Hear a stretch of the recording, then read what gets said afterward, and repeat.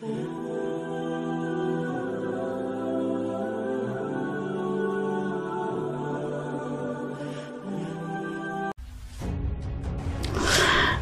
pulang ditambahkan kepadanya. Nang sebabnya nih kenapa kita kada ma'rifat lawan Tuhan ini, dan ditambahkan pulang kepadanya. Nang tadi macam-macam sudah sebabnya, ditambah pulang bahwa al-mudrakat, segala yang diperdapati, segala yang ditemui diri kita, pohon, gunung, rumah, kendaraan, bahwa al-mudrakat semuanya, bahwa yang diperdapati itu seluruhnya yang menjadi saksi atas Allah.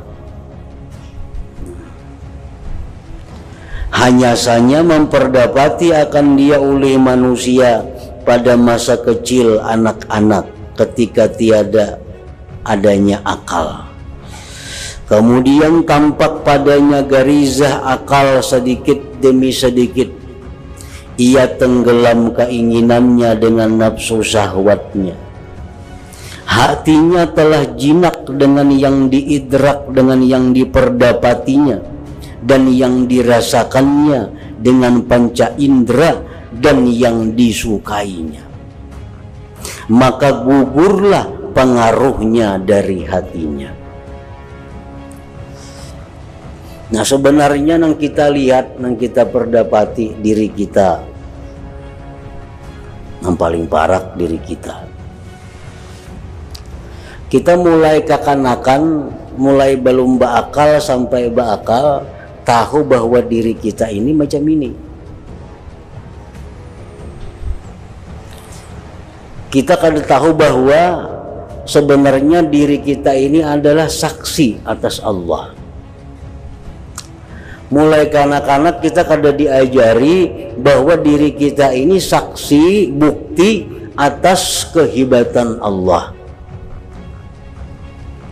Kita kada diajari mulai kekanakan itu.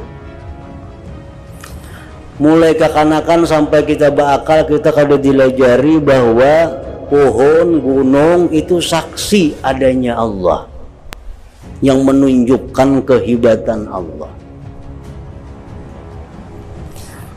Nah, oleh karena kita kada dilajari macam itu, kita melihat diri kita, melihat pohon, melihat apapun, kada ada pengaruhnya dalam hati kita. Kada ada pengaruhnya, karena sudah biasa. Sudah biasa.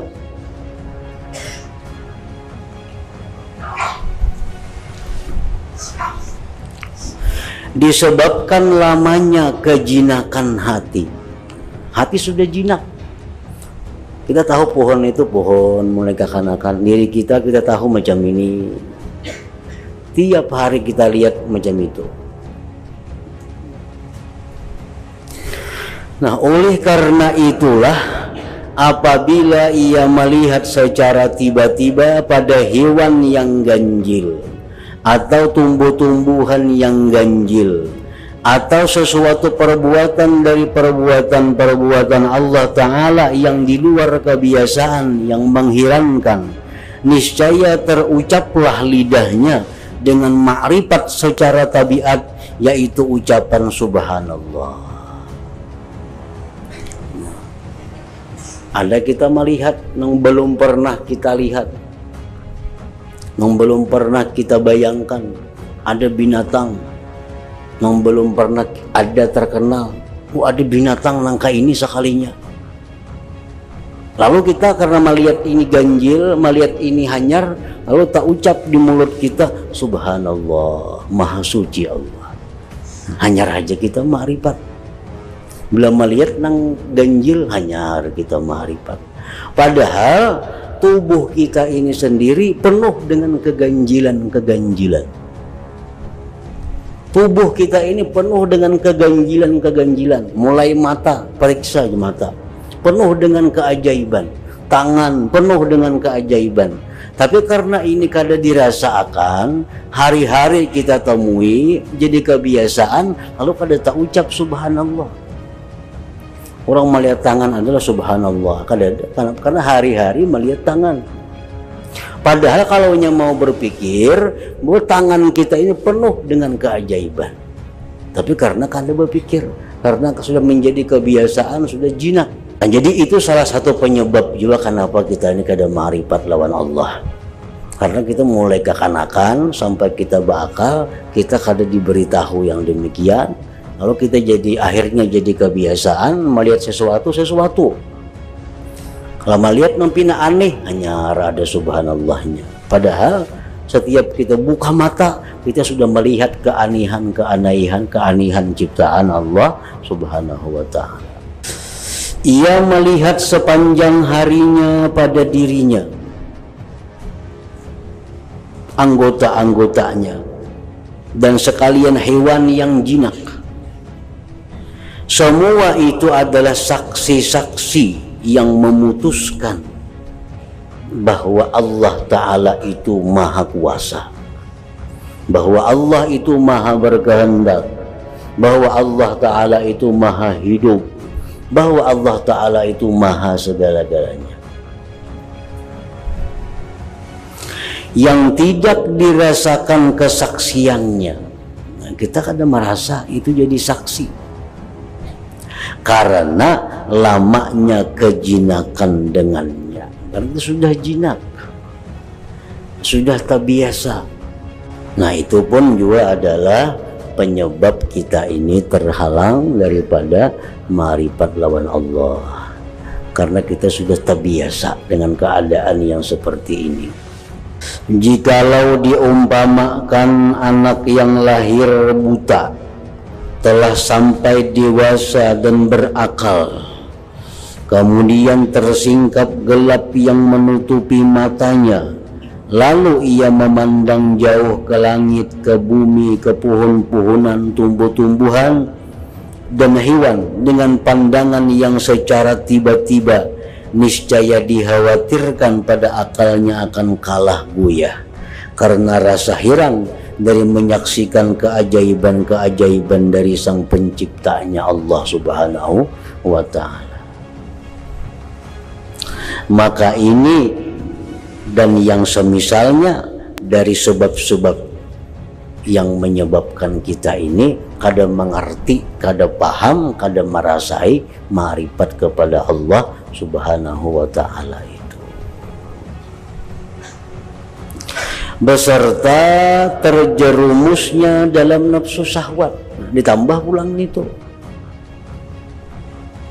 mana sudah mata hati kita kada kuat, mana sudah ulama-ulama kada banyak yang menjelaskan tentang ma'rifat, mana pulang saksi-saksinya itu sudah kita anggap kada saksi lagi. Ditambah pulang pikiran kita ini hanya untuk meluluskan nafsu syahwat. Ditambah pulang itu,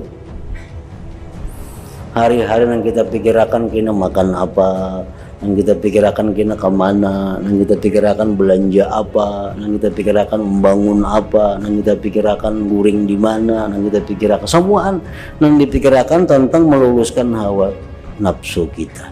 Nah, itu menambah lagi halangan kita untuk ma'rifat kepada Allah.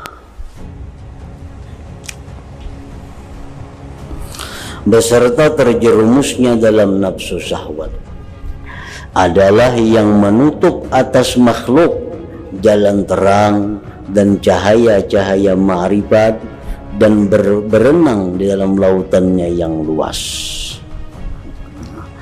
Maka manusia dalam mencari ma'rifatullah seperti bingung yang dijadikan contoh. Manusia ini mencari ma'rifat kepada Allah itu macam bingung. Padahal jakanya mau berpikir dalam dirinya sendiri bisa inya ma'rifat kepada Allah. Kada sejauh-jauh, man arafa nafsahu arafa rabbahu. Orang nang hakun mengenali dirinya, dia akan ma'rifat kepada Allah. Cuma tadi barang nang sudah ada bertahun-tahun ini sudah jinak tuh kada terasa lagi keanehannya, kada terasa lagi keajaibannya. Maka manusia dalam mencari ma'rifatullah seperti bingung, yang dijadikan contoh, yang dijadikan saksi. Ketika ia sedang mengendarai keledainya dan ia mencari keledainya itu, rahatan menunggang keledai itulah kita ngalih mencari keledai, parahatan ditunggang itu. Semua yang jelas apabila sedang dicari ia menjadi sukar. Itu napa aja? Bila dicari mempinang alih, ha? Bila kata dicari hantang-hantangan barangnya. Bila dicari kemana kayaknya bisa bunyi.